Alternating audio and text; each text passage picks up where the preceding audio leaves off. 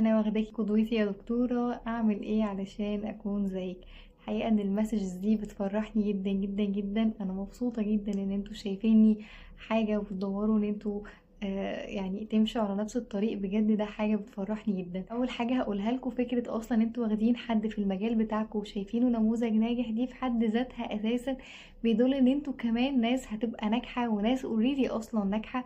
ان انتوا بتدوروا ان انتوا تطوروا من نفسكم، فبتشوفوا الناس اللي سبقتكم مثلا بستيب او اقدم في السن منكم عملت ايه، فلا عايزين نعيد ايه نفس الستبس عشان نكون على نفس المستوى. فده في حد ذاته نجاح. اما بالنسبه لي انا كنت بعمل ايه ايام الدراسه او ايام الكليه؟ انا كنت كل اللي بعمله ان انا بذاكر محاضراتي. مش هقولكوا بذاكر اول باول لان مفيش حد بيذاكر اول باول، ولكن انا كنت بذاكر اللي انا باخده كويس. نفس الوقت كنت بستغل اي فرصه تيجي قدامي. جت قدامي فرصه تريننج بنزل، جت قدامي فرصه ان انا اخد كورس او اذاكر حاجه جديده، او ان انا انزل مستشفى. اي حاجه تخدم على شغلي سواء من قريب او من بعيد كنت بحاول ان انا استغلها على اتم استغلال. يعني ببساطه كنت بحاول ان انا اشتغل على نفسي قدر المستطاع علشان اخرج احسن نسخه مني، علشان يوفر لي الاحلام او المتطلبات اللي انا محتاجاها في الشغل في الكارير بتاعي.